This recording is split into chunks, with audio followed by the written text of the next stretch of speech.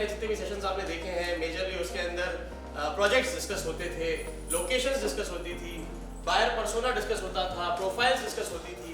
आज का सेशन थोड़ा अलग है। आज हम मोटिवेशनल बातें कम करेंगे, प्रैक्टिकल बातें ज़्यादा करेंगे। आज हम टेक्निकलिटीज में कम जाएंगे, हम fact and figures, research, data पे ज़्यादा बात करेंगे। आज आप कई बार एक चीज़ महसूस करते हैं, कस्टमर से मिलते हैं तो वो 10 सवाल करता है।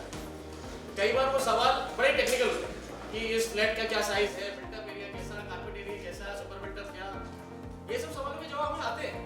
और मजे की बात, ये सारे सवालों के जवाब हर एक फ्लैट बेचने वाले या प्लॉट बेचने वाले आदमी के पास है, पर उसके पास क्या जवाब नहीं है, उन विषयों पर, उन मुद्दों पर आज हम चर्चा करेंगे। जैसा कि मैंने बताया आज आप लोगों को कि यहाँ पर आज ज्यादा हवा हवाई बातें नहीं होंगी, फैक्ट्स पे बातें होंगी, रिसर्च डेटा पे बात होगी। आज हम किसी तरीके का प्रोजेक्ट या लोकेशन डिस्कस नहीं करेंगे, न्यू अपॉर्चुनिटीज को देखेंगे। आज आप लोगों को एक मैसेज मिला होगा ग्रुप में, उस ग्रुप में एक मैसेज लिखा हुआ था। क्या लिखा हुआ था उसमें? किस तरीके के लोगों की जरूरत है आज इस सेशन में? जो अपने सपने को नहीं उड़ान देना चाहते हैं। बहुत बढ़िया। रियल एस्टेट से जो कम से कम समय में ज्यादा से ज्यादा सपने पूरे करना चाहते हैं। हाँ प्लीज। खुद को अपडेट करना, जो समय के साथ इवॉल्व होना चाहते हैं। आप लोगों को एक बड़ी कमाल की कहानी बताता हूँ। आप लोगों ने सुना होगा पृथ्वी पर हम जब आदि मानव के रूप में थे तो हमसे भी पहले जीवन था, हमसे भी पहले जीव जंतु रहा करते थे। पृथ्वी हमसे भी पहले कई बार इवॉल्व हुई है। कोई ऐसा जानवर के बारे में बताएंगे आप जो इंसानों से भी पहले इस दुनिया में रहा करता था? क्या हुआ? किसने किसने आवाज दी? जरा जोर से बोलो। अरे बोलिए यार। डायनासोर। आपने सुना होगा एक कोई उल्कापिंड टकराया था, डायनासोर समाज पूरा खत्म हो गया था, हुआ था। पर उनके साथ में एक और जीव था जो आज भी हमारे साथ हो सकता है इस कमरे में। क्या बहुत बढ़िया, जबरदस्त तालियां होनी चाहिए भाई साहब। देखिए आप लोगों को ये बात पहले से पता थी? कितने लोगों को ये बात पहले से पता थी? बहुत। सो आपको मैं एक चीज क्लियर बताऊं, जब समय ऐसा आया था जब उनको जरूरत थी इवॉल्व होने की, तब डायनासोर इवॉल्व नहीं हो पाए और उस समय वो खत्म हो। पर जब समय आया इवॉल्व होने का तो कॉकरोचेस ने थोड़ी दम लगा। जब ज्यादा सर्दी पड़ी तो उन्होंने अपने आप को उस तरीके से तैयार कर लिया, जब ज्यादा गर्मी पड़ी तो उन्होंने अपने आप को उस तरीके से तैयार कर लिया, जब खाने को कुछ नहीं मिल रहा था तो भूख सहन करके खुद को तैयार कर लिया। आज की तारीख में ये स्थिति है कि सबसे पूर्वज जो कहलाएंगे हमसे भी पहले से कोई जीव जंतु थे। और मैडम यहाँ पे बैठी लेडीज उनसे डरती हैं, बताओ?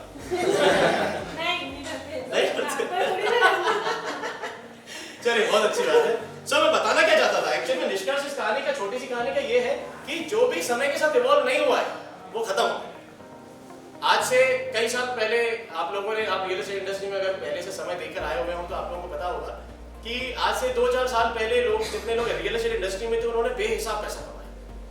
बहुत ही कौड़ियों के दाम पे जमीनें खरीदी, बेहतरीन अच्छे रेट पे पैसे बनाए, प्रॉपर्टियां बेची। जो ब्रोकर्स थे उन्होंने बहुत बेहतरीन पैसा कमाए। तब तो मार्केटिंग कंपनियां बहुत कमी हुआ करती थी। जो ये प्रॉपर्टी ओनर्स थे, जो इन्वेस्टर्स थे, उन्होंने बेहिसाब पैसा कमाया। पर क्या आपको लगता है पहले के समय में और आज के समय में कुछ बदलाव आया है? क्या आपको लगता है पहले के समय में आज के समय में कोई बदलाव आया है? यस और नो? यस।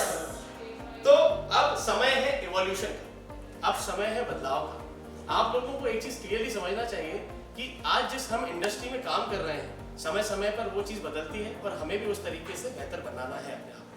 अच्छा, आप मुझे बताएं हम किस देश में रहते हैं? अरे किस देश में रहते हैं? भारत देश। तो आज शुरुआत जो हम करेंगे वो भारत से ही करेंगे। आज हम जिस देश में रहते हैं उसका नाम है इंडिया। आज इंडिया के अंदर पॉपुलेशन आप लोग जानते हैं। आज इंडिया के अंदर जो तेजी आई है वो सब आप जानते हैं। रियल एस्टेट कितना तेजी से ग्रो कर रहा है ये भी आप जानते हैं। और आज हम किस इंडस्ट्री में हैं बताएगा भाई? Real estate. Real estate industry के अंदर काफी अलग अलग टाइप्स हैं। रियल एस्टेट भी अलग अलग तरीके की प्रॉपर्टी डिविजन्स में, वर्टिकल्स में काम करता है। हम किस वर्टिकल में काम करते हैं रियल एस्टेट में? कोई बताएगा? अरे बताइए, हम रियल एस्टेट में किन वर्टिकल्स में काम करते हैं? चलो आसान भाषा में पूछता हूँ, तरह का होता है, कितने टाइप्स का होता है, कोई बताएगा? बताइए।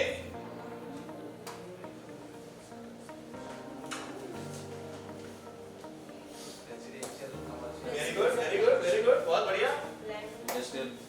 इंडस्ट्रियल, रेसिडेंशियल, कमर्शियल, एग्रीकल्चरल, बहुत बढ़िया, बहुत बढ़िया, बहुत बढ़िया।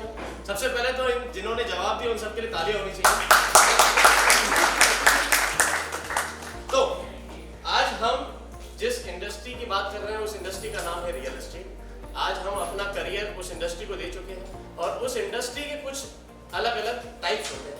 पहला होता है एग्रीकल्चरल, दूसरा होता है रेसिडेंशियल, तीसरा होता है कमर्शियल, चौथा होता है इंडस्ट्रियल। आज हम जिस वर्टिकल के बारे में बात करने वाले हैं उस वर्टिकल का नाम क्या है? कमर्शियल। कमर्शियल के माध्यम से आप लोग क्या समझते हैं? कमर्शियल क्या है? अच्छा, कोई बताना चाहे बाकी टाइप्स के मुकाबले कमर्शियल कैसे डिफरेंट है? कोई बताना चाहे please. Commercial is totally different because they are using for the like official purpose, business purpose, and kind of main business purpose. बराबर। कमर्शियल नाम से ही समझ में आता है व्यापार। जिस भी रियल एस्टेट प्रॉपर्टी का इस्तेमाल किसी भी तरीके के व्यापार के लिए किया जाता है हम उसे कमर्शियल। आप सभी लोग जानते हैं यूनिवर्सल इंफ्राटेक अपने एक नए वर्टिकल में अब कदम रख रहा है। उस वर्टिकल का नाम है कमर्शियल रियल एस्टेट। आज की तारीख में हमने अपने इतिहास में 30 से ज्यादा प्रोजेक्ट्स मैनेज करके जो डिलीवर किए हैं उन सभी प्रोजेक्ट्स में मेजरली हमने रियल एस्टेट में रेसिडेंशियल वर्टिकल के लिए काम किया। अब हम एक नए वर्टिकल की तरफ बढ़ रहे हैं जिसके लिए हमें प्रॉपर नॉलेज होनी चाहिए, प्रॉपर अंडरस्टैंडिंग होनी चाहिए, कस्टमरों के सारे सवालों के जवाब तो होने ही चाहिए। प्लस इंदौर के अंदर, अपने शहर के अंदर क्या चल रहा है, क्या उथल पुथल हो रही है, किसने कहाँ पे क्या स्टार्ट किया, क्या सक्सेस हासिल करी, उन सब के बारे में पता होना चाहिए। आज हम उन सभी चीजों पर बात करने वाले हैं। करेक्ट? आपको बताते हुए बड़ा प्राउड होता है आज हम जिस देश में रहते हैं उस देश के अंदर कमर्शियल सेक्टर कुछ इस तरह से बूम कर रहा है। हम बिल्कुल अनजान हैं कि पिछले अगर रियल एस्टेट के अंदर कमर्शियल केवल मार्केट की अगर बात करें तो 21 बिलियन यूएसडी का मार्केट साइज है आज करंट में रियल एस्टेट। 21 बिलियन समझते हैं आप? कोई बताएगा बिलियन में कितने जीरो होते हैं? अच्छा मिलियन में वेरी गुड, वेरी गुड। और बिलियन में कितने होते हैं? 9। 1 बिलियन में 9 जीरो, 21 के आगे 9 लगाओगे जीरो तो वो बनेगा 21 बिलियन। उसके आगे यूएसडी लिखा है, यानी कि $1 के इक्वल टू अगर इंडियन रुपीस में बात करें तो कितना पैसा हो गया? कैलकुलेटर में इतने जीरो नहीं होते, उतने की ये इंडस्ट्री बन चुकी है आज अगर अपन देखें तो करंट हर साल जो कंपाउंडिंग एनुअल ग्रोथ रेट है हमारा रियल एस्टेट कमर्शियल का वो है 22%। ये 23 से लेकर 28 तक का बढ़ता हुआ जा रहा है। सो ये प्रोजेक्टेड है अभी करंट में। आप सोच के देखो कि इतनी तेजी से ये रेट ये कमर्शियल मार्केट बढ़ रहा है। अब बात करते हैं ऑफिस सेक्टर की। आज आप लोग MR10 पे जाते होंगे, विजयनगर से गुजरते होंगे तो आप लोगों को वहां पे बड़ी बड़ी बिल्डिंग्स नजर आती होंगी। कोई बिल्डिंग का नाम बताएगा? Aditya Gateway, very good. और कोई? New Race Course. और कोई? C21 पैराडाइज, बहुत बढ़िया। आज आप देखिए ये स्थिति है, हम जो चीज नजरअंदाज करते हैं वो इस तेजी से बढ़ रही है। हमारी नजर में जो पूरा, आपने घोड़े को दिखा होगा, एक घोड़ा जो होता है उसको फोकस करने के लिए यहाँ पर पर्दा लगा दिया जाता है। क्योंकि हम सालों से रियल एस्टेट में रेसिडेंशियल में ही काम करते आ रहे हैं तो पर्दा ऑटोमेटिकली फिट हो गया। आज हमें ऑफिसेज नहीं नजर आते, आज हमें रिटेल स्पेसेस नजर नहीं आते, हमको सिर्फ रेसिडेंशियल नजर आता है। इस कारण से हम उधर ही लगे रहते हैं। आज 2023 का डेटा मैं आपको बता रहा हूँ, ऑफिस सेक्टर ने 40 मिलियन स्क्वायर फुट का माल बेचा था 2023। आज आप 2025 का जो प्रोजेक्शन आप देख रहे हो वो 60 मिलियन स्क्वायर फुट है। क्या आप सोच सकते हो कि कितनी तेजी से ये बढ़ रहा है? इसी कारण ही आज आपको इतने सारे ऑफिस के बड़ी बड़ी कंपनियां दिख रही हैं आपको यहाँ पर, न्यू रेस कोर्स जो आपने नाम रखा। अब बात करते हैं हमारे मुद्दे की जिसमें हम काम करते हैं, जिसे कहते हैं रिटेल सेक्टर। रिटेल सेक्टर के अंदर हमारे पास शॉप्स हैं, शोरूम्स हैं। आज अगर उसी की बात करें तो ये स्थिति है रिटेल सेक्टर की।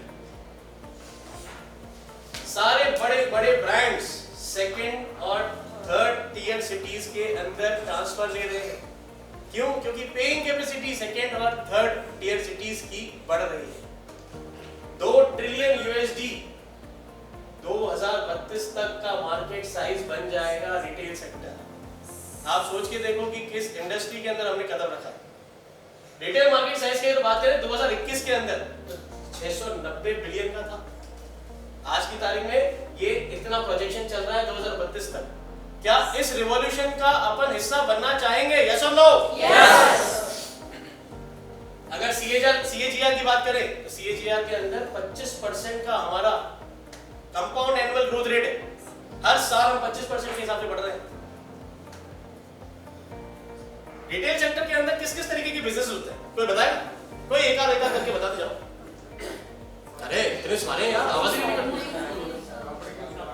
कपड़े की दुकान और कोई? Mobile shop, groceries, jewellery, medical, electronics, बहुत बढ़िया, हार्डवेयर। हालांकि हार्डवेयर भी वैसे आएगा रिटेल में। ये सारी की सारी जितनी चीजें आपको दिख रही हैं, ये सारी की सारी रिटेल शॉप्स और शोरूम्स के अंदर बिकने वाली चीजें हैं। ज्वेलरी किसी ने कहा था, किसी ने फार्मेसी, किसी ने मेडिकल कहा था। ये सारी की सारी चीजें आपको इसमें दिख रही हैं। अब बात करते हैं अपने शहर की। बहुत सारी बातें कर ली देश की। हमको मुंबई पुणे में नहीं जाना, हमको तो अपने देश का बता, राइट? हमने पोहे खाए। तो अब बात करते हैं इंदौर। आज इंदौर एक ऐसा शहर, एक ऐसा मेजर हॉटस्पॉट क्यों बन गया है जहां पर कमर्शियल इतना तेजी से ग्रो कर रहा है? पॉपुलेशन। आज 3.4 मिलियन की पॉपुलेशन हो चुकी है। हम लोग अपने कस्टमर्स को बताते हैं 35 लाख 40 लाख की जनसंख्या हो गई है सर इंदौर की, सर मेट्रो की तो सख्त जरूरत है। ये देखो वाकई में ये एक्चुअल में क्यूरेटेड डेटा है, मतलब ऑथेंटिक सोर्सेज से ये डेटा निकाला गया। 3.4 मिलियन की पॉपुलेशन है। आज इन लोगों को जहां पर रह रहे हैं वहां पर कुछ खरीदना है तो कहां जाएंगे? दुकान, शोरूम्स। आज हम जिस जगह पे बैठे हैं अंदर की तरफ हम कस्टमर को खुद बताते हैं 1.5 लाख से ज्यादा की पॉपुलेशन है यहाँ अंदर। इतने सारे घर हैं, इतनी सारी मल्टियां हैं।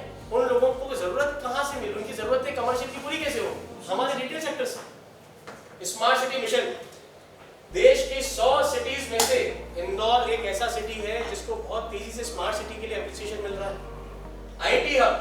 हमारा इंदौर पूरे एमपी का सबसे बड़ा आईटी हब बनने की तर्ज पे है। बहुत बड़ी बड़ी कंपनियां, बड़ी बड़ी आईटी कंपनीज और प्रोफेशनल पूरी तरीके से इंदौर के अंदर। इसका सबसे मेजर कारण क्या है? यहाँ पर जमीनें सस्ती हैं, यहाँ पर सैलरियां कम बांटनी पड़ती हैं, यहाँ पर रहना सस्ता है, यहाँ पर खर्चे कम है, अफोर्डेबिलिटी ज्यादा है। तो जब जमीनों की बात आती है तो बड़ी बड़ी आईटी कंपनियां यहाँ पर अपना निवेश करती हैं। जब सैलरीज की बातें आती हैं तो यहीं के लोगों को एम्प्लॉयमेंट मिलता है, तो वो लोग जल्दी से अट्रैक्ट होते हैं। इस तरीके से आईटी हब बहुत तेजी से ग्रो कर रहा है। आज बड़ी बड़ी आईटी कंपनी से आप ऑलरेडी नाम सुन रहे हैं। कोई आईटी कंपनीज कोई बताना चाहेगा कौन सी आईटी कंपनी सबसे ज्यादा फेमस हो रही है अभी करंट में? TCS, इन्फोसिस, यश टेक, ओरेकल। काफी बड़ी बड़ी कंपनियां आज इंदौर के अंदर आ रही हैं। आज मोड ऑफ ट्रांसपोर्ट की बात करें, आप लोग वाकिफ हैं कि इंदौर एयरपोर्ट से डोमेस्टिक प्लस इंटरनेशनल हर साल 1.5 मिलियन से ज्यादा पैसेंजर्स ट्रेवल करते हैं। मतलब आप लोग कहीं बोलते हैं मार्केट में पैसा नहीं, क्योंकि पैसा तो यहाँ खर्च हो रहा है। तो ये लोग एक्चुअल में इतने एस्पिरेशनल हैं कि इन लोगों को इस पैसे को डबल भी करना है। इन लोगों को ही अपने को टारगेट, इन लोगों को ही अपने को कमर्शियल प्रपोज करना है, इन लोगों को ही हमें हमारे शोरूम्स बेचना है। मेट्रो रेल प्रोजेक्ट्स 32 किलोमीटर का फेज 1 पूरा का पूरा कंप्लीट होने वाला है जल्द। इतनी बड़ी बड़ी मेट्रो की प्लानिंग आ रही है तो बड़ी बड़ी कंपनियों को इतना सुविधा मिल रही है, असिस्टेंस मिल रहा है, इतने सारे लोग ट्रेवल करेंगे तो उन लोगों को कमर्शियल की जरूरत कहां से मिलेगी? हमारी है। आज इंदौर की अगर बात करें तो इंदौर सारी बड़ी बड़ी मेट्रो सिटीज के साथ में कनेक्टेड है। मुंबई दिल्ली से डायरेक्ट कनेक्टिविटी, NH52 NH47 से डायरेक्ट कनेक्टिविटी है हमारी। आज जो छोटे छोटे सबअर्ब्स हैं, कोई बताएगा इंदौर के आसपास छोटे छोटे शहर कौन से? कोई एक का दुकान? एक तो भोपाल में ही बता देता हूँ, देवास, उज्जैन, नीमच, पीथमपुर, खंडवा, खरगोन। इतने सारे ये जो शहर हैं छोटे मोटे, इन सारे शहरों को ग्रोथ चाहिए, इन लोगों को पलायन करना है, इन लोगों को नई नौकरियां चाहिए, इन लोगों को ज्यादा पैसा कमाना है, कहाँ जाएंगे? इनके आसपास में भी बड़ा शहर है इंदौर। इसकी कनेक्टिविटी बड़ी बड़ी मेट्रो सिटीज से है। डायरेक्ट बड़ी बड़ी कंपनियां अगर यहाँ से अपना ट्रांसपोर्टेशन का काम करना चाहती है तो वो यहीं से प्रेफर कर रही है। वो जो लोग इतने बड़े बड़े ट्रांसपोर्टेशन में ऑक्यूपाइड है, उन लोग कमर्शियल की जरूरतें कैसे पूरी करेंगे? यही हमारी सारी सारी दिए हुए प्रोजेक्ट्स हैं। आज इंदौर की ग्रोथ स्टोरी की अगर बात करें तो इंदौर पूरे देश में पिछले 7 सालों से लगातार फर्स्ट लाइन पे आ रहा है। पूरे देश, अपन तो इंदौर के लोगों को आकर्षित करने में लगे, पूरा देश ऑलरेडी इंदौर को देख रहा है। तो आप ये सोच के देखिए कि कितना जबरदस्त अपॉर्चुनिटी है अपने आप। 9th रैंक है हमारी अगर अपन बात करें ईज ऑफ लिविंग इंडेक्स, यानी कि देश में सारे देश के जितने भी 1 मिलियन प्लस पॉपुलेशन वाली सिटीज है, 1 मिलियन प्लस पॉपुलेशन वाली सिटीज यानी 10 लाख से ज्यादा की आबादी वाले लोग, वो ऐसी सिटीज, इन सिटीज में हमारी रैंक 9 नंबर पे आती है। यानी कि देश में हमको इस तरह से देखा जाता है कि यहाँ इस देश में, इस शहर में हम बेहतर रूप से जी सकते हैं। टॉप 10 में, टॉप 10 कितनी बढ़िया। आज वर्किंग पॉपुलेशन की बात करें तो 65% हमारे शहर की जो जनता है वो 65% वर्किंग है, और इन सारी वर्किंग पॉपुलेशन के साथ वेल एजुकेशन, उन लोगों को प्रैक्टिकल एक्सपोजर मिला हुआ है। आसपास में जहां भी वो रहते हैं वो लोग इतने ऑक्यूपाइड, वो ई-कॉमर्स से इतना ज्यादा वो सेवी हो चुके हैं, आज वो इतने पढ़े लिखे हैं, उनको अच्छी क्वालिटेटिव ब्रांडेड प्रोडक्ट्स की जरूरत होती है, तो वो लोग कहाँ जाते हैं? Branded stores. आज हमारे पास जो शोरूम्स है वो उन्हीं ब्रांडेड स्टोर्स के लिए ही बनाए गए। अब आते हैं हमारे मेजर पार्ट पे। आज से पहले तक अपन ये सोचते थे कि चलो ठीक है, इंदौर में तो बहुत कमर्शियल का बूम है, अरे इंदौर उज्जैन रोड की बात करो, हमारे तो प्रोजेक्ट इंदौर उज्जैन रोड है कि नहीं? हमारे सारे प्रोजेक्ट तो इसी पूरे MR12 रोड पर है। स्काई टेक लैंडमार्क की बात करें, इंदौर उज्जैन रोड की बात करें, तो आप तो मुझे बताओ कि सर यहाँ पे कमर्शियल बिकेगा कि नहीं? करेक्ट, क्यों बिके? आज मैं इस बारे में बात करता हूँ। ये आप लोग इस नक्शे से वाकिफ हैं? जो बताएगा नक्शा क्या है? मास्टर प्लान 2021 में सरकार ने ये प्रोजेक्ट किया था डेवलप करने का। आज 2021 से हम पार आ चुके हैं, आगे की और डेवलपमेंट भी निर्देश हो चुके हैं, नया मास्टर प्लान आने वाला है। तो हमारे पुराने मास्टर प्लान के हिसाब से हमारे प्रोजेक्ट कहाँ है और हम क्यों वहां पर ज्यादा से ज्यादा ग्रोथ एक्सपेक्ट करते हैं, आज हम वो समझने वाले हैं। कोई बता सकता है कि हम किस जगह पे खड़े हैं? ये सेंटर पॉइंट क्या कहलाता है? लवकुश चौराहा, करेक्ट। आप लोग जो इसको पहली बार देख रहे हैं, मैं थोड़ा सा आपको एक्सप्लेन कर देता हूँ। आज आपने विजयनगर का नाम सुन रखा होगा, विजयनगर से हम आते हैं, ये रास्ता वही है जो विजयनगर से आ रहा है। ये विजयनगर से हम आ रहे हैं, ये है एक्चुअल में वो MR10 चौराहा। MR10 चौराहे के बारे में आप लोग जानते हैं, चंद्रगुप्त चौराहा जिसे कहते हैं, राइट। MR10 चौराहे से अपन आगे क्रॉस करते हैं तो आदित्य गेटवे की बिल्डिंग आती है, एंड उसके बाद ISBT आता है, करेक्ट। 2021 में ये ऑलरेडी प्लान्ड था। 2021 के प्रोजेक्शन में 2011 में जब ये नक्शा बनाया गया था तभी ऑलरेडी प्लान्ड था। आज आप देखिए, ये जो पूरा का पूरा ब्लू कलर का पैच है, ये सुपर कॉरिडोर 13 किलोमीटर का जो ये सुपर कॉरिडोर है, इसकी शुरुआत होती है MR10 चौराहे से। MR10 चौराहे पे ये जो आपको ग्रे कलर का एक छोटा सा स्क्वायर दिख रहा है, क्लियर है? सभी को दिख रहा है? Yes, sir. जरा देखते हैं इस ग्रे कलर के स्क्वायर का मतलब क्या है। ग्रे कलर का स्क्वायर यहाँ पे roads, bus stand, railway station, railway line, airport, correct. यहाँ पर आपका बस टर्मिनस आया है जिसे हम कहते हैं ISBT। ये है ISBT के लिए पूरा का लैंड पार्सल अलॉटेड था। अब अपन इसी रोड से आगे की तरफ बढ़ते हैं, ये रास्ता अपने को सीधे ले जाता है कहां पर? लवकुश चौराहे, करेक्ट। अब इसी लवकुश चौराहे के राइट एंड लेफ्ट साइड आपको जो पूरा ब्लू पोर्शन दिया गया है, ये पूरा डेडिकेटेड है क्या के लिए? कमर्शियल स्पेसेस के लिए। यही वो आपका स्पेस है, ये पूरा का पूरा आपका कमर्शियल के लिए अलॉटेड दिख रहा है। यहीं से अपन आगे की तरफ बढ़ते हैं, ये रास्ता जा रहा है किस तरफ? उज्जैन, करेक्ट। अगर अपन इस तरफ चले जाते हैं तो रास्ता किसकी तरफ जाता है? राजवाड़ा, हमारी माता, राजवाड़ा, ये सारे के सारे जितने भी एरियाज हैं ये सभी इसी तरफ पड़ते हैं। और वहीं अपन इस रास्ते सीधे चले जाए तो ये रास्ता कहाँ जाता है? कहाँ? Gandhinagar airport, correct. अब अपन एक एक करके इसको ब्रेकअप करते हैं, ब्रेक डाउन करते हैं कि यहाँ पर जो कलर्स हैं वो कलर्स किस को डिनोट करते हैं, राइट।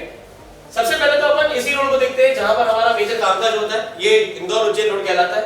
इसी रोड पर अपन जहां खड़े हैं, ये रेड कलर का जो पोर्शन आपको नजर आ रहा है, ये है PSP land, public semi public services के लिए अलॉटेड, जहां पर आज की तारीख में अरबिंदो हॉस्पिटल, उसका कॉलेज वहां पर है।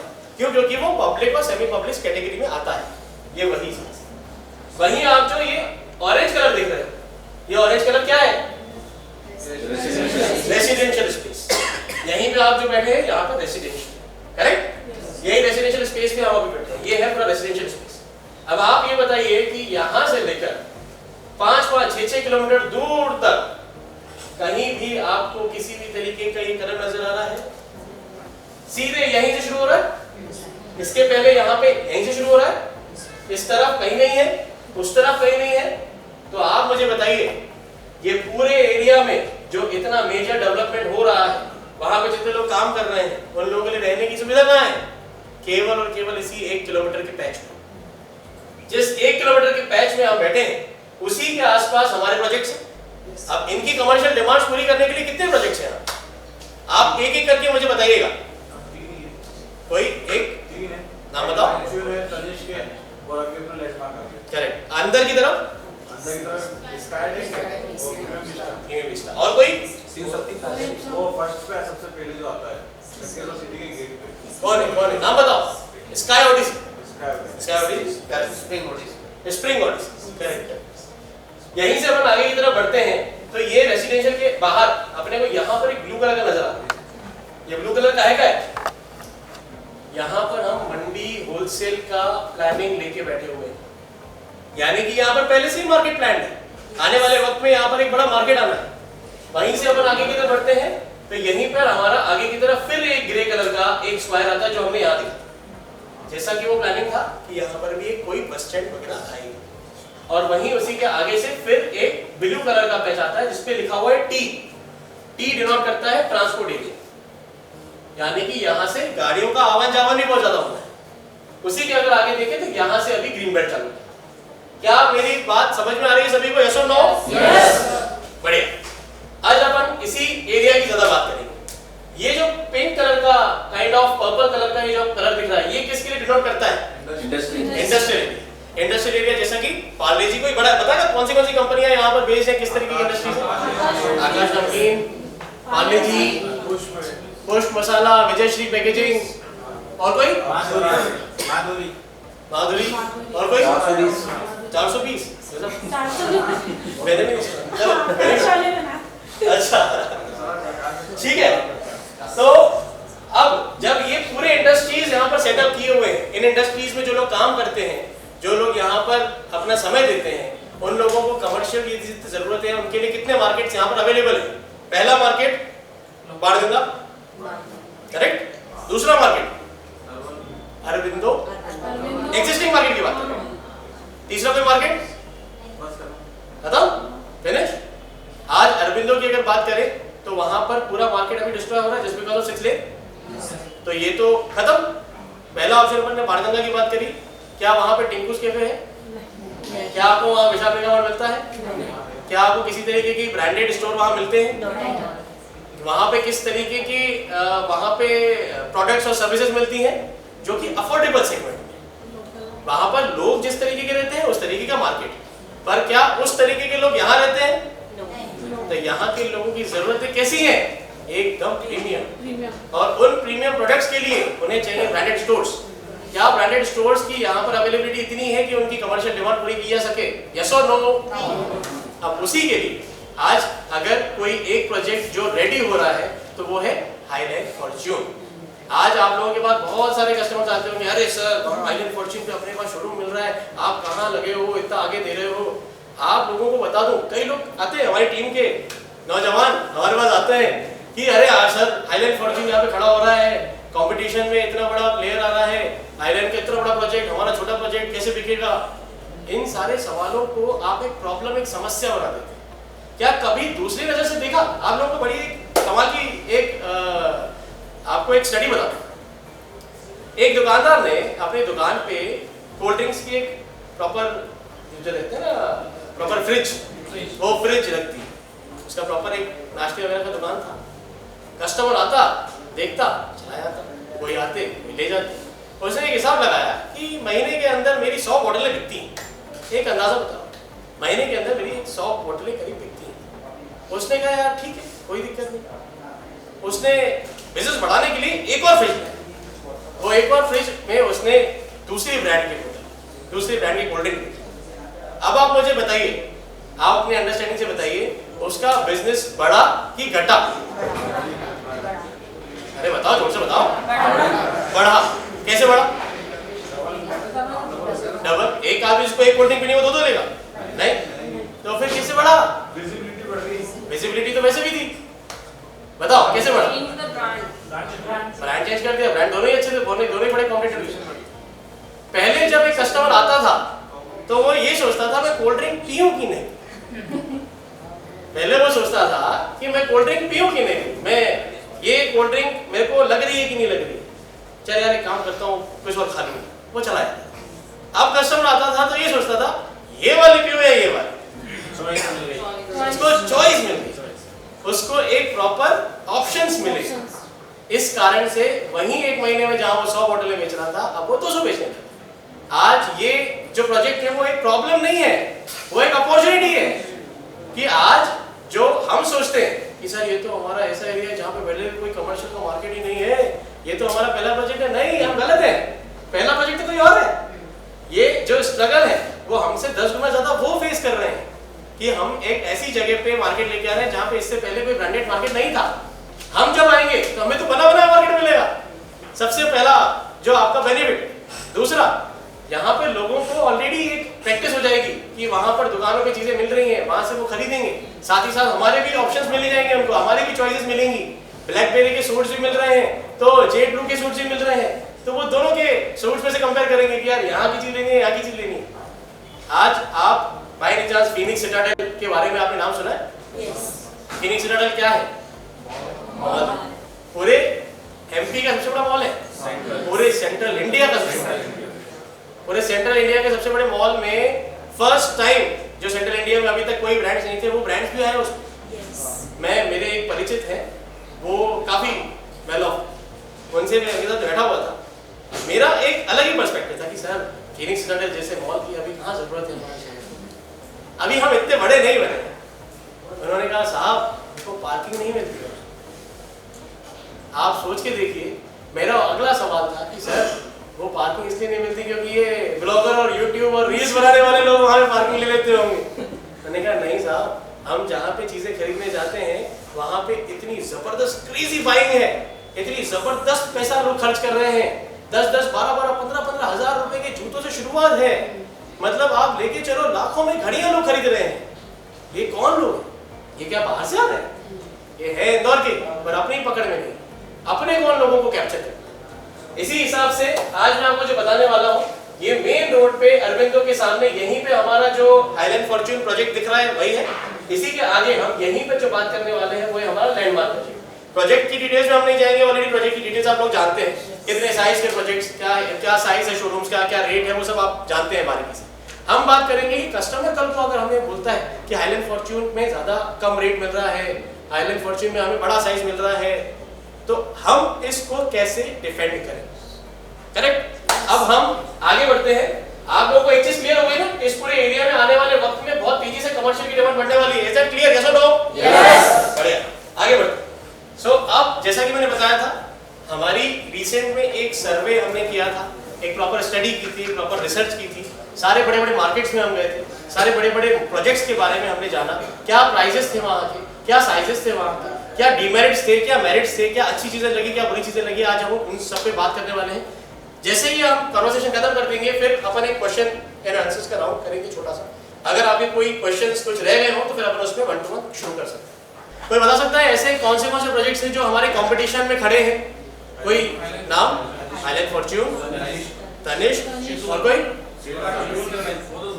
और कोई? थोड़ी तेज बोलो, आवाज पहुंची जी। वेदा कम्यून, ओके। और कोई? फिनिश? ऑलराइट।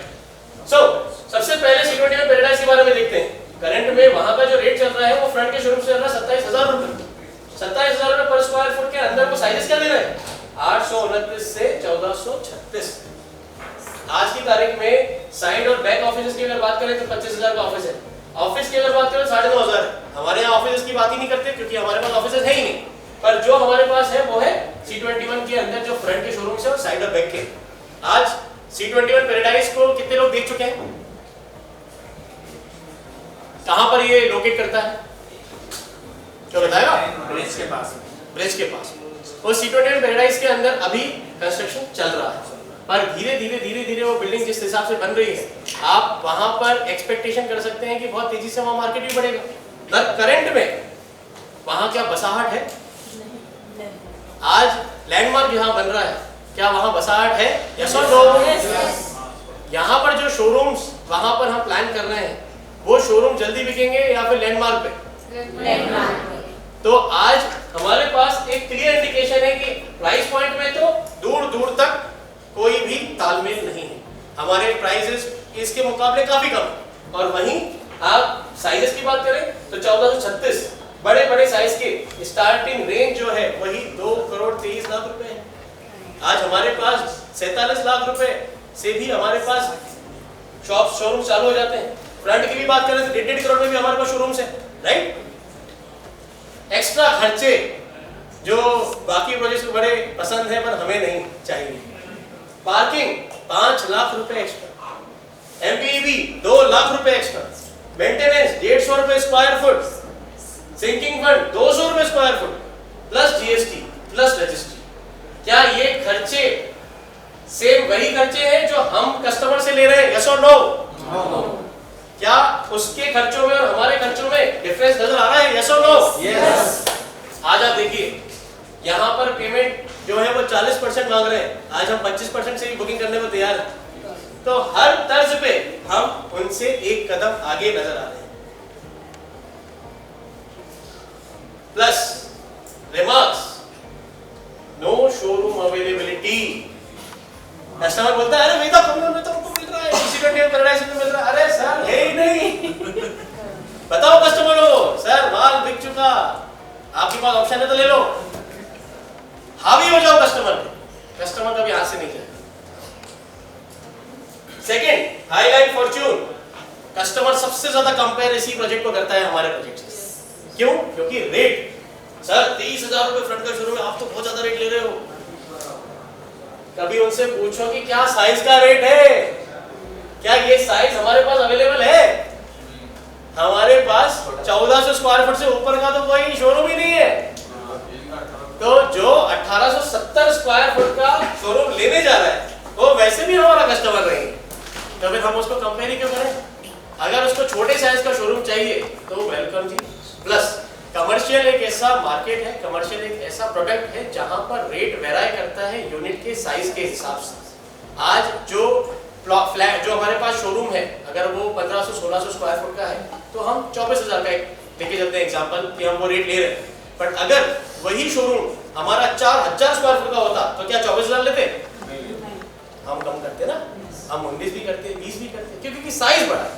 उसी हिसाब से जब साइज बड़ा होता है तो उसका इंपैक्ट इस पे पड़ता है। साइड ऑफिसेस जो साइड शोरूम्स है वो 19,000 के हैं, हमारे पास इससे भी कम रेट में। करंट में शॉप्स और ऑफिसेस 13,500, 11,000। ऑफिसेस तो हमारे पास है ही नहीं, और उसके हिसाब से आज देखो तो हमारे पास इससे कम रेट में चीज अवेलेबल है सेम लोकेशन पे, मेन रोड पे। यस और नो? यस। आगे बढ़ते हैं। डाउन पेमेंट 30% चाहिए, रेस्ट 5% के हिसाब से उन्होंने स्लैब फान कर रखा है। सबसे बड़ी बात, आज की तारीख में वो नगर निगम में आता है, उसकी गाइडलाइन वैल्यू ज्यादा है, साथ ही साथ 2 शोरूम प्लस 1 शॉप अवेलेबल। ये भी आज से 1 महीने पुराना डेटा है, मुझे ये भी श्योरिटी है कि एक आध इसमें से कम भी हो चुका हो। तो सोच के देखिए हमारे पास चॉइस है, क्या उनके पास चॉइस है? यस और नो? आगे बढ़ते हैं। लाभम हाइलाइट्स, ये एक ऐसा प्रोजेक्ट है जो प्रोजेक्ट आज सुपर कॉरिडोर पे है। क्या वहां बसाहट है? यस और नो? क्या जब बसाहट आज हमारे पास है और जिस तेजी से बसाहट बढ़ रही है, क्या ऐसे ही इतनी तेजी से बसाहट वहां बढ़ेगी? यस और नो? आज वहां पर रेट 17,000, 11,000, 10,000 ये रेट वहां पे मांगा जा रहा है।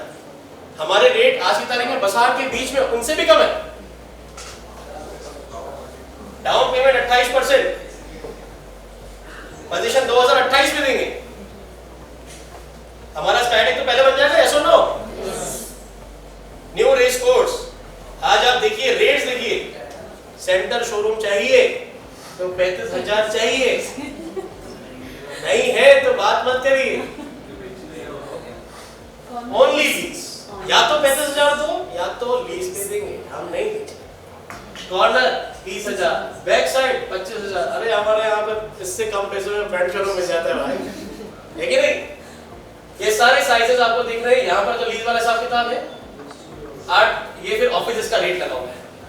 Parking 3 lakh, MP maintenance 3 lakh, GST plus registry, sinking पर 200 रुपए स्क्वायर फुट। क्या ये पैसे हम अभी चार्ज कर रहे हैं किसी कस्टमर से? बुकिंग 20% और उसके हिसाब से इंस्टॉलमेंट के हिसाब से ये प्लान कर रहे हैं।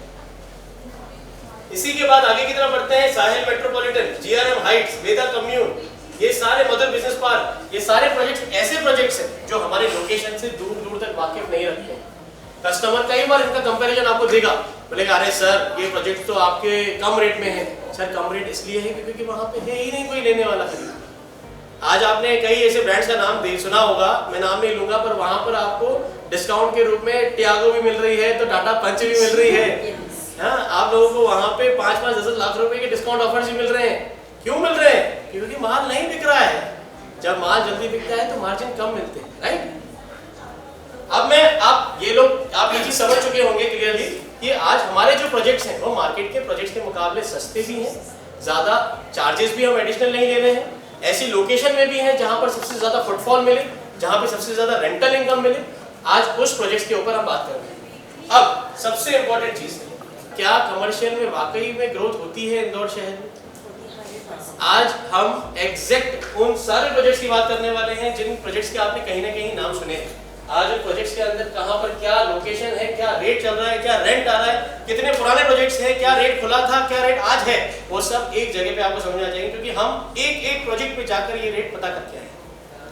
सबसे पहला प्रोजेक्ट यूनिटी 1, आज हम इंदौर उज्जैन रोड पे हैं, वो राजीव गांधी स्क्वायर पर। कितना दूर है? आज रेट पूछो 22,000 रुपए पर स्क्वायर फुट, फेब 2025 में पोजीशन है। आज आप देखो यहाँ पर नेचुरल्स आइसक्रीम रीगल स्क्वायर पे एक शोरूम है। आप लोग रीगल गए होंगे, रीगल स्क्वायर देखा आपने? कितने लोगों ने देखा है? बहुत बढ़िया। रीगल स्क्वायर पर जो ये शोरूम है नेचुरल्स आइसक्रीम का, वहां का रेट देखिए 1.5 crore for 1000 square foot, 1 lakh rupees plus rent आ रहा है वहां। भंवरकुआ पे जो मैं आपको बता रहा था इनिशियली, 3.5 करोड़ रुपए का 1200 स्क्वायर फुट का शॉप है। आज हम क्या ये एस्पायर कर रहे हैं कि भविष्य में आज नहीं तो 5 साल बाद, 8 साल बाद हमारा ये हिस्सा भंवरकुआ की तेजी से ग्रो करेगा, यस और नो? यस। तो वहां पर जब इस तेजी से ग्रो करेगा तो ये रेट्स भी होंगे जो रेट्स आज नहीं है। ये इन्वेस्टरों को दिखाना है कि ये डिफरेंशिएशन हमने ये महसूस किया है। सागर ऑप्टिक्स नाम से एक दुकान है भंवरकुआ के अंदर, आज आप देखिए 1200 square foot 3.5 crore. Royal showroom, ये हाई कोर्ट पे, आपने बाय एंड रोड देखा? हाई कोर्ट देखा? बाय एंड रोड पर 600 स्क्वायर फुट की दुकान बिक रही है 1 करोड़ रुपए। Stalin Tower by and road 18,000 रुपए स्क्वायर फुट का रेट चल रहा है वहां पर। अपोलो स्क्वायर, जंजीर वाला स्क्वायर, आप लोगों ने देखा अपोलो स्क्वायर, जंजीर वाला स्क्वायर पर? अपोलो स्क्वायर की, अपोलो की बिल्डिंग है। आज आप रेट देखिए जरा, 35,000 रुपए पर स्क्वायर फुट का रेट चल रहा है फ्रंट शोरूम्स का करंट में। जंजीर वाला स्क्वायर मैं नहीं कहता हूं आज बना है, 10 साल पहले बना है, पर स्वाभाविक सी बात है अगर आज से हम देखें तो 5 से 6 साल में हमारे पास भी इतनी बसाहट होगी, इतना जबरदस्त मार्केट होगा। मोनिका ऑप्टिकल्स, जंजीर वाला स्क्वायर, 35,000 रुपए पर स्क्वायर फुट का रेट चल रहा है। लापेनोस पिज्जा, आप लोगों ने लापेनोस पिज्जा का नाम सुना है? yes. गीता भवन पे 40,000 रुपए पर स्क्वायर फुट का रेट चल रहा है। 5 से 5.5 करोड़ रुपए में 400 स्क्वायर फुट की दुकान मिल रही है। Can you imagine the difference कि आज हम जो चीज, जो अपॉर्चुनिटी हाथ में लेके बैठे हैं, जो हम मार्केट में लेके बैठे हैं, उसका पोटेंशियल कितना ज्यादा है। और ये मैं सारे फैक्ट्स बता रहा हूं, मतलब ऐसा नहीं है कि मैं हवाई बातें, आज ये नाम भी इसलिए बता रहा हूं ताकि आप डायरेक्टली जाके कंफर्म कर सकें। प्रिंसेस बिजनेस पार्क नाम सुना आपने? मैं एबी रोड पे बड़ा सा ऑफिस स्पेस है, corporate office business park. Princess business park में अवेलेबिलिटी ही नहीं है, 160 रुपए लीज पर स्क्वायर फुट के हिसाब से डील हो रही है। मतलब ऐसी भी स्थिति है जहां पे लोग डिमांड लेके जा रहे हैं पर कमर्शियल अवेलेबल नहीं है, लोग लीज पे ही बेच रहे हैं। शगुन मार्केट मैंने आपको बताया था, ये देखिए 4.5 लाख रुपए पर महीने का रेंट आ रहा है आपका। रेड टेप मोची, ये वो स्टोर्स है। मंगल सिटी विजयनगर, कितने लोग मंगल सिटी जा चुके हैं? ये मंगल सिटी की स्थिति है। 600 स्क्वायर फुट की दुकान 1.5 करोड़ की बिक रही है, 35,000 रुपए पर स्क्वायर फुट का रेट चल रहा है। पर महीने का रेंट जो आ रहा है 35,000 रुपए पर मंथ का रेंट आ रहा है। हेडक्वार्टर, ये हेडक्वार्टर बिल्डिंग आपने देखी 27 स्क्वायर पे, ये स्थिति है। 45 से 50,000 रुपए स्क्वायर फुट तक का रेट चल रहा है, ये हेडक्वार्टर बिल्डिंग की स्थिति है। क्या लिखा हुआ है आपका? 4 लाख रुपए पर मंथ का रेंट है। कहां का? शोरूम का, 2000 स्क्वायर फुट के शोरूम से वहां पे, जो मैं आपको बता रहा था स्केचर्स का। ये यहां की स्थिति है। सो ये देखिए, तो कुल मिला के आप लोगों को मदर बिजनेस पार्क, यही सुपर कॉरिडोर पे बड़ा बिजनेस पार्क आता है, रेट देखिए 17,500 रुपए आज का रेट खुला है, जब बिल्डिंग में 3 साल लगेगा बनने में। सार्थक सिंगापुर आप लोगों को बताया था मैंने, 48,000 rupees per square foot corner का प्लॉट, कॉर्नर का शोरूम उन्होंने बेचा है। 36,000 रुपए पर स्क्वायर फुट का फ्रंट शोरूम का रेट है। 20,000 रुपए स्क्वायर फुट एक साल पहले का रेट था। 10% पीएलसी सारे फ्रंट शोरूम्स पे, कोई नेगोशिएबल नहीं। Parking extra, MPEB plus maintenance extra, registry expense, GST expense सब एक्स्ट्रा। सो क्या आप लोगों को ये चीज क्लियर हुई? जो आज हमने कमर्शियल सेक्टर की जो हमने बात की, जो हम रिटेल सेक्टर की आज बात कर रहे हैं, आज कोई एक बार शॉर्ट फॉर्म में एक छोटी सी समरी बताएगा कि आज हमने किन किन क्या, चलो ठीक है समरी तो बहुत बड़ी हो जाएगी, कोई छोटी सी बात बताएगा जो आज के सेशन में सबसे कमाल की, कोई भी। अरे कोई तो दिखाओ दम, इंदौरी बताओ।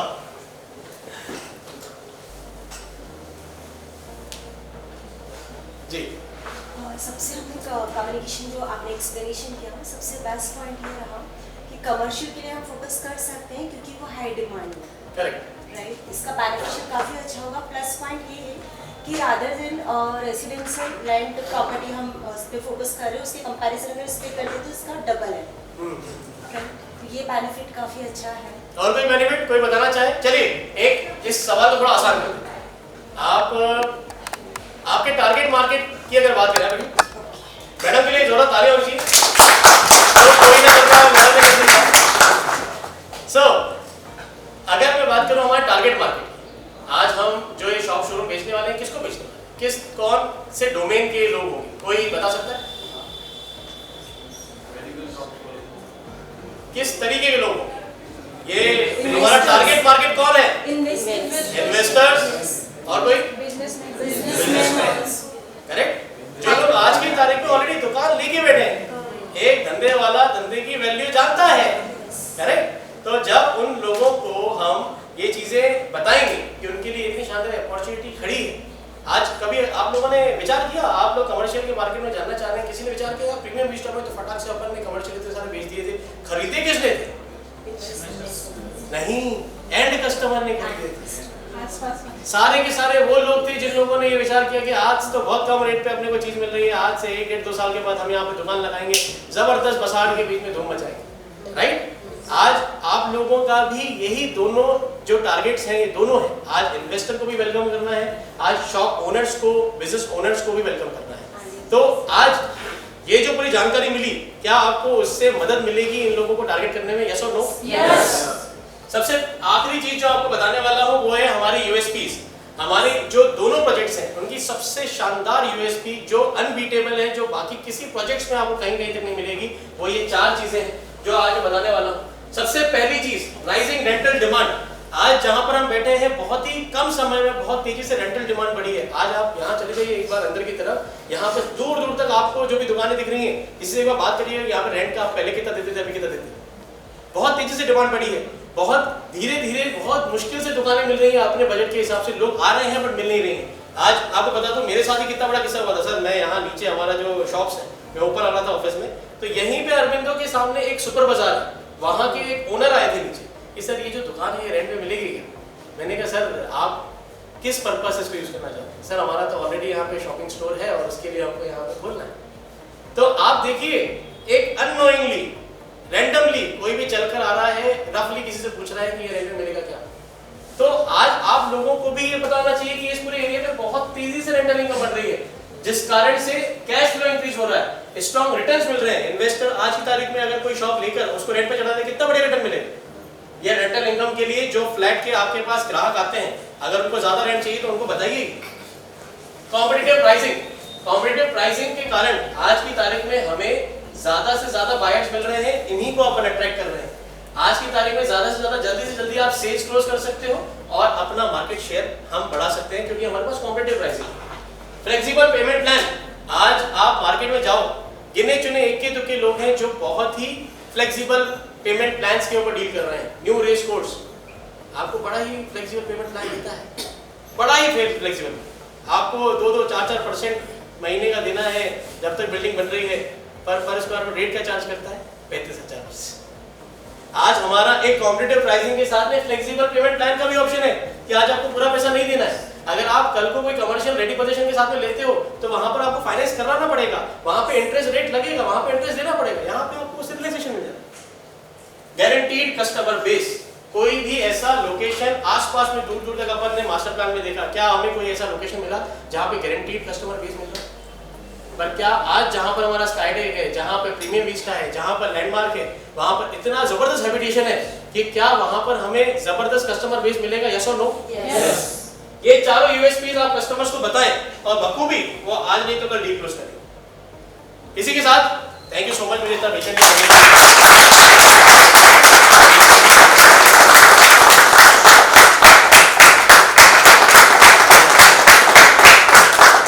पिक्चर अभी बाकी है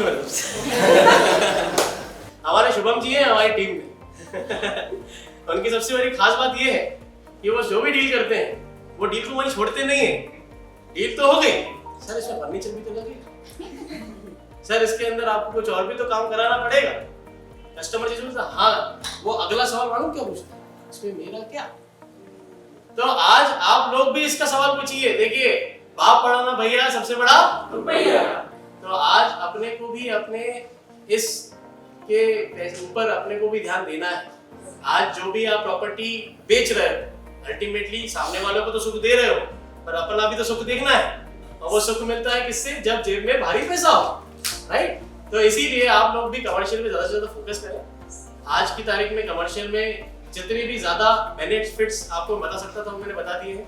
अब बात ये है कि आप इस पूरे के पूरे जितना भी मैंने समराइज बताया है इसका निचोड़ इंप्लीमेंट करना शुरू करें अपने काम का, अपने कस्टमर्स को बताएं इस अपॉर्चुनिटी के लिए।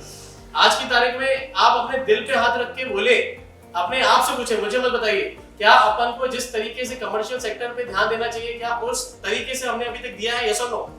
No sir. नो? तो फिर देना चाहिए। करेक्ट। तो नॉलेज नहीं होता तो डर लगे कस्टमर खा जाए, पर अब आप कस्टमर को खा जाओ। कस्टमर जो क्वेश्चन करते हैं उसका रिप्लाई अपने पास नहीं होता है तो हम चुप हो जाते हैं। करेक्ट बिल्कुल। आज आपने जो एक्सप्लेन किया है उसमें क्वेश्चन मिले हमें, मतलब एक चीज का जो पॉइंट था ना, एक क्वेश्चन का हमें 10 आंसर मिले, हम एक्सप्लेन कर सकते हैं। सो ज्यादा से ज्यादा फोकस करें कमर्शियल के ऊपर। ये एक अगर एक माँ के बच्चों की बात करें, अगर 3 बच्चे हैं तो तीनों बच्चों को पोषण सेम मिलता है ना। ऐसा तो नहीं है कि एक बच्चे को साइड में रख दिया बाकी को खिलाया जा रहा है। लॉट्स भी बेचना है, फ्लैट्स भी बेचना है, कमर्शियल भी बेचना है, राइट? फोकस करें ज्यादा से ज्यादा। मेरी भगवान से प्रार्थना है, ईश्वर से प्रार्थना है, आप ज्यादा से ज्यादा कमीशन विड्रॉ करें, ज्यादा से ज्यादा माल बेचें, ज्यादा से ज्यादा टारगेट्स अचीव करें और हम साथ में यूनिक ग्रो करते हैं। जरूरत है।